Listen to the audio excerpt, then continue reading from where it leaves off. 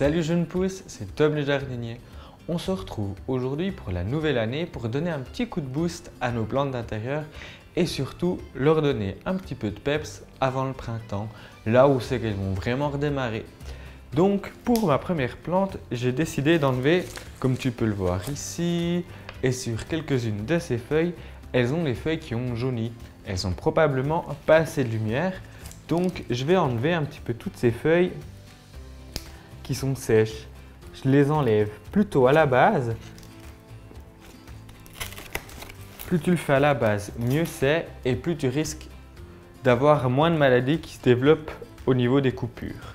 Tu peux aussi placer tes plantes dans un pot imperméable, donc qui n'a pas de trou, et mettre juste en dessous de ta plante quelques billes d'argile et tu remplis d'eau. Comme ça, avec la chaleur de nos appartements, ça va faire un petit peu de la vapeur pour humidifier les feuilles de tes plantes. J'en vois encore une vraiment pas belle ici, mais l'objectif c'est qu'elle garde quand même quelques feuilles. Et hop, tout ça, ça ira dans mon bac à compost. Voilà, j'en ai fini avec celle-ci. Toujours bien suivre les arrosages et elle devrait passer l'hiver dans les meilleures conditions possibles. Place maintenant à celle-ci. Tu peux le voir, elle commence à être un peu à l'étroit dans son pot. Généralement, on le remarque aussi quand il y a des racines qui peuvent ressortir par le dessous. Je vais choisir un pot un peu plus grand. Juste là, j'ai pris un pot en terre cuite. J'aime bien avoir mes pots en terre cuite.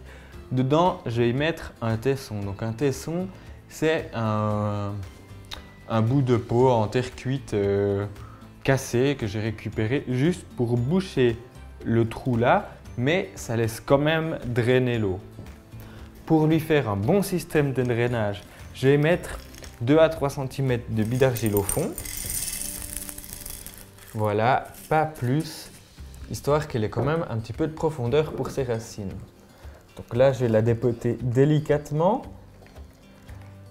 On peut voir qu'il y a des racines tout autour et je vais un peu enlever sa terre fatiguée. Elle a probablement plus beaucoup d'éléments à manger dedans. Tout délicatement, je vais défaire les racines pour que ça ne continue pas à faire un chignon dans son futur pot. Voilà. Vraiment délicatement. On peut voir que j'ai choisi un pot qui fait à peine 1 à 2 cm de plus, pas besoin de plus. Et là, j'ai choisi son terreau adapté. Donc, pour cette sorte de fougère d'appartement, j'y ai mis juste du terreau universel. J'ai rajouté un petit peu de sable, pas trop, pour qu'elle ait une terre assez légère pour ses racines. C'est la meilleure chose à faire.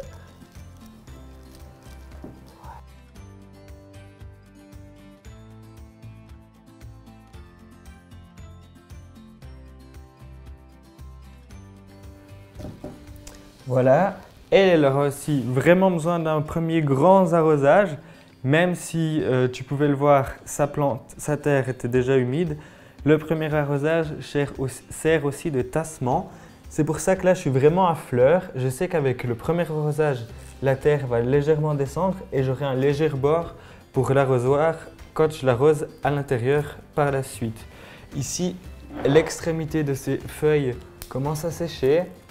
Alors, je sais que ça ne sert à rien pour sa photosynthèse, mais et que ça va la faire sécher un petit peu moins vite. Je vais juste enlever les extrémités sèches comme ça. Comme ça, esthétiquement, dans mon appartement, ça sera moins moche. Ce Zamioculcas, ou la plante ZZ, parce que Zamioculcas zambifolia, est une plante un petit peu coup de cœur chez moi.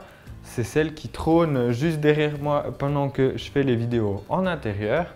Et ben, je vais lui faire prendre une douche parce que ça fait à peu près 5 ans que je l'ai chez moi et il commence à y avoir de la poussière sur ses feuilles.